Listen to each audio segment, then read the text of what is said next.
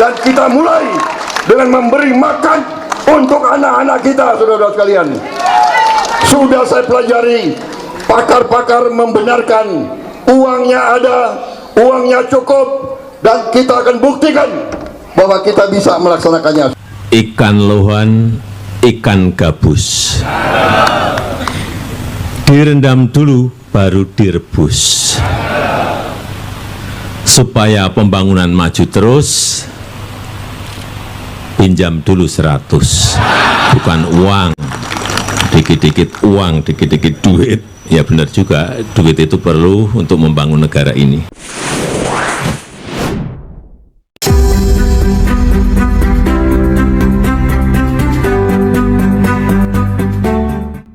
Baru-baru ini, terjadi polemik di antara Kabinet Presiden Jokowi. Menteri Koordinator Bidang Pembangunan Manusia dan Kebudayaan Muhadjir Effendi mengusulkan pemangkasan anggaran makan siang bagi anak sekolah yang sebelumnya dijanjikan Rp15.000 menjadi Rp7.500. Sementara Menteri Koordinator Bidang Perekonomian Airlangga Hartarto belum mau apakah Rp7.500 atau Rp9 atau awal Rp15 saat menjelaskan nominal anggaran Rp71 triliun untuk program makan siang 2024.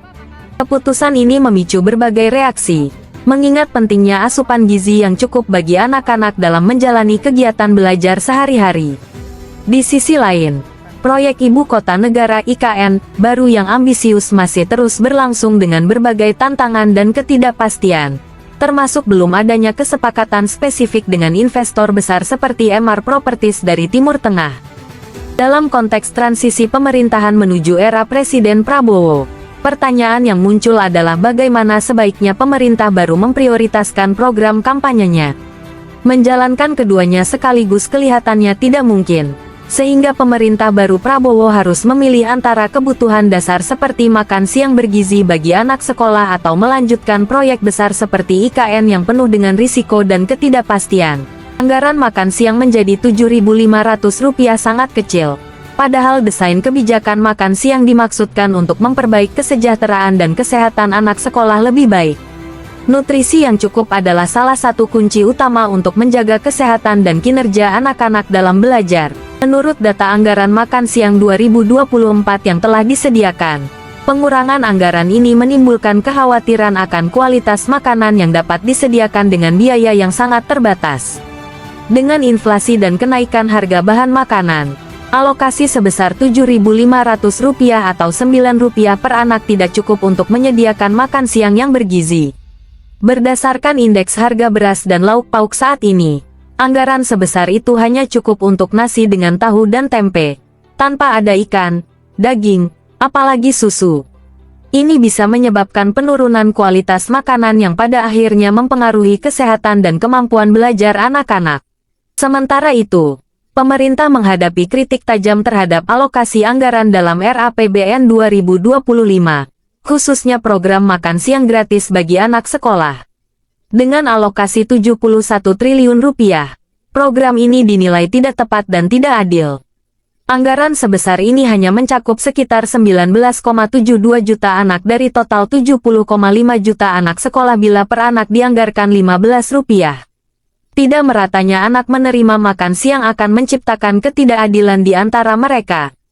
Selain itu, bila melakukan program makan siang dan pembangunan IKN sekaligus maka anggaran APBN berpotensi defisit lebih besar mencapai 3,45-4.50% PDB.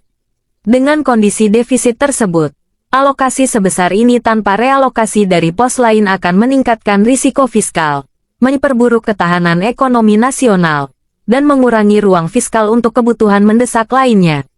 Di sisi lain, proyek IKN makin hari makin menghadapi tantangan besar, termasuk ketidakpastian investasi dari Emaar Properties. Meskipun telah ada kerjasama bilateral yang diteken oleh Presiden Jokowi di Uni Emirat Arab (UEA), hingga saat ini belum ada Memorandum of Understanding (MOU) yang spesifik dengan Emaar Properties. Hal ini mengisyaratkan bahwa kerjasama tersebut belum pasti dan masih sebatas keinginan investasi, sementara due diligence risk belum diukur dengan baik. Ketidakjelasan ini menunjukkan bahwa minat investor masih ragu, menimbulkan ketidakpastian mengenai keberlanjutan proyek IKN. Pilihan yang dihadapi oleh pemerintahan baru tidaklah mudah. Dengan menimbang kepentingan yang lebih besar seperti kesejahteraan anak sekolah serta kebutuhan jangka panjang yang tidak mendesak seperti pembangunan IKN, diharapkan pemerintah dapat mengambil langkah yang strategis dan bijaksana.